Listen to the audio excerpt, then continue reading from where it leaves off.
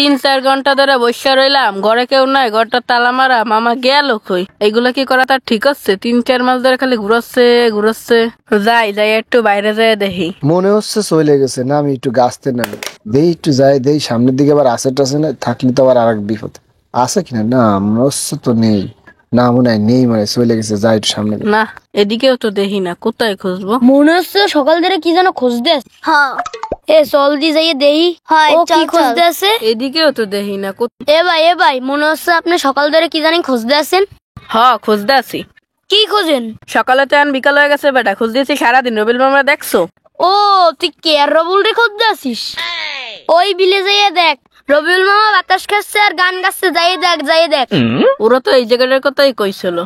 ওই তো মামারে দেখা যায়। শোনো মামা, দাঁড়াও। ও মামা দৌড়াইও না, আমার কথাটা তো শোনো। শিয়ালার পোলারে গাছে উঠছে দাঁড়া। এ মামা তুমি আমাদেরকে গাছে উঠতে পড়াইছো কে? নামো তাড়াতাড়ি নামো।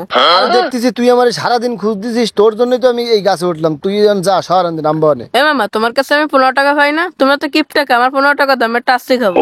আরে তুই আমার কাছে 15 টাকা পাবি, এখন তোমার কাছে টাকা নেই, থাকলে কি আমি বলাতাম? তোর তো দিতামই। গাছ দিয়ে তুমি তাড়াতাড়ি নামো, আমার গরম লাগছে, তোমার 15 টাকা দাও। তুই যা, আমার কাছে এখন টাকা নেই, আমি তোর পাও দিয়ে ধরছি। তুমি তাড়াতাড়ি নামো, আমার টাকা লাগবে না, টান দিয়ে ফেলাই দিলাম। এ দাঁড়া আমি পড়ে যাবো, তুই সর, আমি নামতেছি।